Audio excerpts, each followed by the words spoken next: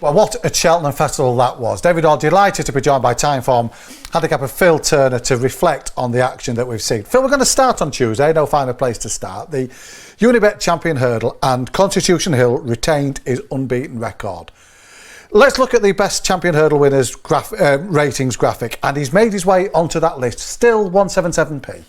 Yeah, he's still on the same figure. It's quite funny with us racing horses. Everyone sort of takes a view. We got panned in some quarters for taking such a high view after last year's Supreme, but you know, we just felt we had to sort of go out of our way to say this was something extremely out of the ordinary. And he was brilliant on Tuesday. He's got the Champion Hurdle win in his CV, which a horse like that deserves. And look, if you're a long-term racing fan and you've come to the conclusion that this is the best hurdle you've ever seen, well, we're not going to pour cold water on that. He's £5 off the highest rated hurdler ever with a P. A P denotes we expect £7 or more improvement. Clearly, it's a very plausible view to say he's the best hurdle you've ever seen. But you just have to sort of rate on what he's beaten in the race. And our hurdles handicapper Martin Rigg felt that the third Zanna here, he wouldn't want to rate it any harder than he did on the day. And the problem is it's such a thin division. He's so much better than the opposition. It's sort of dependent on him to either be ridden all the way out to the line, which I guess he could have been on Tuesday, and then he might have run past that figure, or I don't know, run him in a handicap. That's what sort of some of those horses of yesteryear did.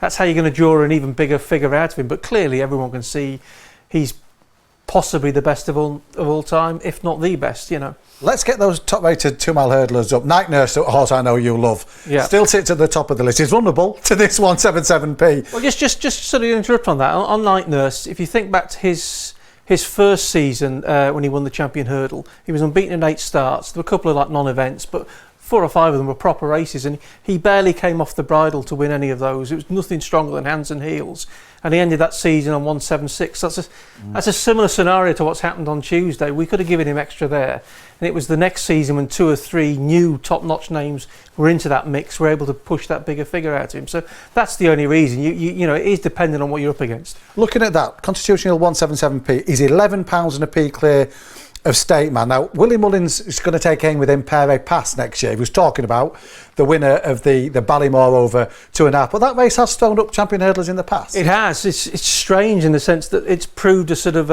if you think Isterbrack, Hardy Eustace, multiple champion hurdle winners have come from that race, more so than the Supreme. And but I can't remember, he's still £17 in arrears of Constitution Hill at this point, but he was hugely excited. Just going back to that list, it should be said that Honeysuckle, the mares in it, the ratings were taken into account, the £7 mares allowance, so that's why they're sort of high up in the mix. But yeah, no, he if there is to be a danger, it probably would be from Impere Pass, but I mean, they've already had one go with State Man, and the chances are it's going to be too big a leap for them. Touch upon Honeysuckle there, we must discuss her. She bowed out in the mares hurdle. It was the deepest mares hurdle we'd seen for a long time. We got the fairy tale finish from Henry de Bromhead and Rachel Blackmore. Just how will you remember Honeysuckle? Well, it's funny, we've just been talking about ratings all there. She's really a horse where there's far more to her than that. That's not her story, it's her achievement. It was the long unbeaten run, and the fact she's now won 4 times at the festival, twice in the Champion Hurdle. She probably would have won Epitant's Champion Hurdle if she'd pitched up in that. And it was a deep race. It was slightly unsatisfactory in the fact it was a falsely run affair, but Rachel Blackmore was brilliant on her, had her in the right position, and I'm fairly sure she'd have won in any type of scenario. It's just the fact she probably hadn't. I think it was overplayed, the fact she deteriorated in meeting those 2 defeats early this year. She just came up against good horses. I don't think any of those other mares would have finished as close as she did in those races. I mean, the Irish Champion Hurdle, the form's been franked elsewhere throughout the meeting. Zanna here obviously running well. Piper nearly won the County Hurdle. It was an okay effort. It's just sort of like, that's probably just her level now. And it was a great way to sort of go out on her own terms, if you like, with a win, and obviously a hugely emotional day. We've got the graphic for the winning most horses at the Cheltenham Festival, and she's joined an esteemed list here, hasn't it? This is a mare who's left an imprint on the magical fixture. It is, and it's like, if you look at sort of, obviously there are more opportunities now. I mean, I think there's 3 horses on 3 at this festival. There's Sard de Burley, Delta Work. The third one's escaping me at the moment, but there's probably going to be more to that list in the years to come because there are more races now. But she's done it in, I said, 2 of them are champion hurdles. I mean, some of those older ones, Balkan Green was a hunter chaser, and that wasn't even the Fox Hunter. You know, it was another hunter chaser there. But a lot of those names are some of the greatest names in the history of the sport, and she's absolutely deserves to be in amongst them. We had a dual winner, or got back-to-back winner of the Betway Queen with the Champion Chase, Energumene, and the market almost told the story here. He was so strong in the betting, and he knew after a couple of fences he was bang on. So. Oh, totally. It was just sort of, it went like a dream for him. It was a more positive ride. It makes you wonder whether he wasn't necessarily fully primed back in January. It's basically his only bad run in his whole career, really.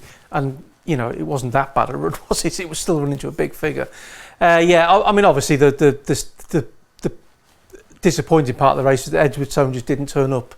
He was very similar to Shishkin last year. The writing was on the wall from a very early stage, and it is the nature of the Queen Mother Champion Chase. It's one of the races that graphic shows that it does get repeat champions a lot of the time, but equally you get a lot of short price horses who bomb out in it. I think it's sort of like such a cutthroat environment. You have to be slightly off your game, and it just gets magnified. You think you've had Douvan obviously lost his unbeaten record in that. Defi de Soy was massive odds on. We've had Shishkin and now we've had Edwardstone all in recent years and just bombed out. Going further back, I remember Anagog's daughter being beaten at odds on, which was a huge shock at the time. It just does happen for some reason. I think it's to do with it's almost like high performance car. You just need one little thing to be wrong and it's just sort of like it blows up. So it was a real shame that Edwardstone didn't give his running, but you'd have to say the way that Energumene went through the race, you just thought, on the balance of his form, he is the best in that division at the minute, and a very worthy winner. We've got the list of the Queen Mother Champion Chase, multiple winners, and again you see the names when they appear and you just think, yeah, wow, what company to be in. It is, and he's if we had sort of the ratings, he's right in the mix in the ratings as well. He's ahead of a lot of those. A really worthy champion. I think he sort of got poo-pooed a little bit because obviously he got just beaten by Shishkin in that classic race, and then last year's race fell apart a bit, and he had a lofty rating and people thought, he didn't deserve it. But I think after this year's race they can see, no, he absolutely deserves to be mentioned in the same breath as some of those former champions. We've got the ratings as well for the 2 mile chases, because we had a Sporting Life Arkle with El Fabiolo, stablemate of Energumene, winning it well for Willie Mullins and putting up a performance on in terms of Timeform numbers. It was significant. It was really, really good. It was a really sort of top-notch renewal in a sense, and it was the type of race which was always going to post a big figure. But in El Fabiolo's case, he's done this twice now, because the Irish Arkle was exactly the same. That was if anything, that was an even bigger stacked field. And they went a furious gallop that day, and he saw it really well out to the line. And it was a similar story. No, I didn't think there were any hard luck stories for John Bon, who was a top class horse in his own right. And yeah, I mean, he's a very exciting horse, and probably the main. I remember saying at the time, I mean, the main challenger to Energumene is probably going to be within his own stable. I think that's probably going to be a common theme over the next few years. In a lot of the divisions, it's just the strength in depth at the Willie Mullins yard is frightening. One of the biggest dangers would be Galopin de Champs, who we've just seen win the Boodles Cheltenham Gold Cup. We were talking in advance of him being the most exciting recruit to the ratings, Corto Star, the one who might blow the race apart.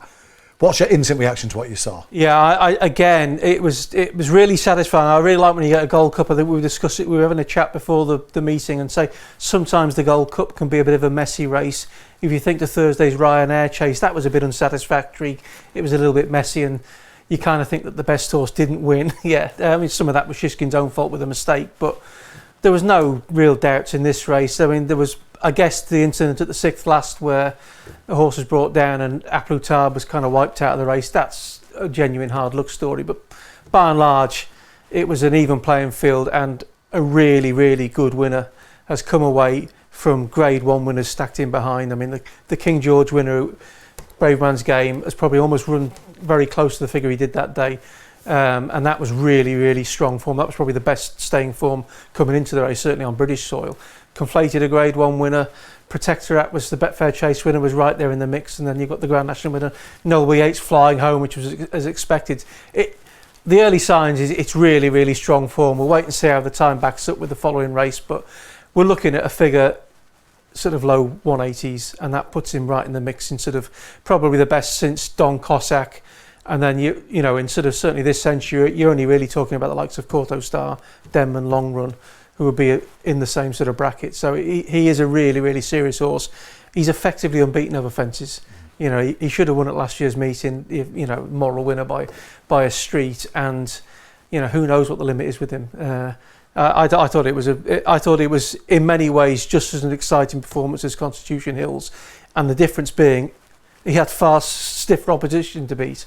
No, hugely exciting horse, a really, really good Gold Cup winner. And in terms of the Mullins battalion, he's the flagship, and he's the one who him and Energumene are right up there. If you talk about the best horses with his train, yeah, they're on the graphic, they're on the list. Yeah, I mean, I whenever we've chatted to Patrick, he always says that Douvan was probably the best they had, but he can't be considered a great because sadly his career petered out. Hopefully that won't happen to these two horses.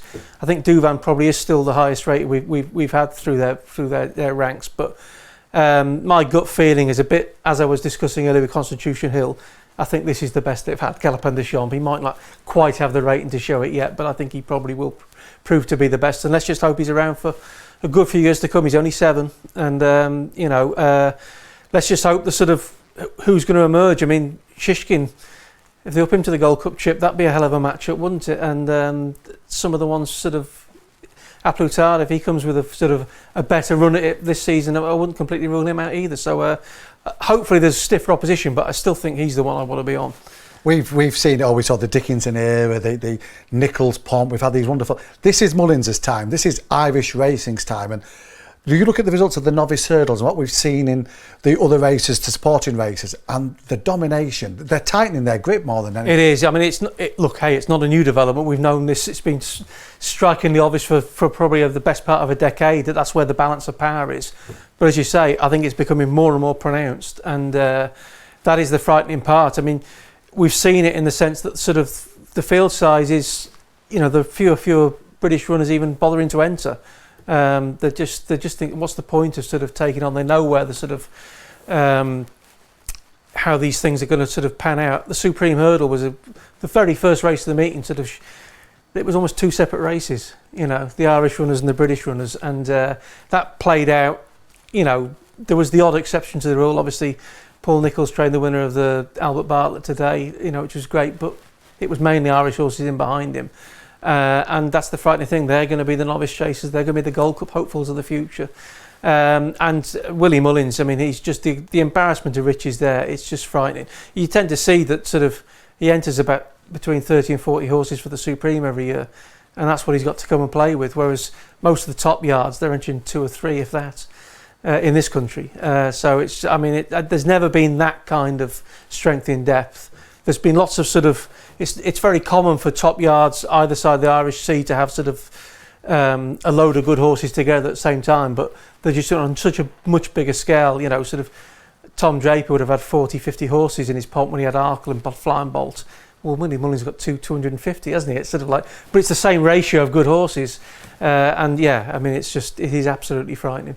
Final question. You love the Grand National. I know how much you love the Levandot's Grand National. How much has your appetite been whetted for the Aintree Marathon by watching Noble Yates, Galadam O'Neill, Delta Work, Galvin? That's building up really nice. Well, Korak Rambler as well was another one. I mean, there's been loads of good trials, and as it often happens that the picture looks a fair bit different after the initial weights came out, and it probably will, but for a good thing, because horses have just franked their claims. And yes, I think you can sort of, if you're looking at sort of the more sort of old-timer experience sorts like Delta Work or Galvin, I know he's not been over the fences before, but you kind of know that that's sort of an old-fashioned sort of way of going about it, and I think they'll have very, very strong claims, even if you might be able to pick away at the holes at how strong cross-country form is, but I think they'll definitely be in the mix.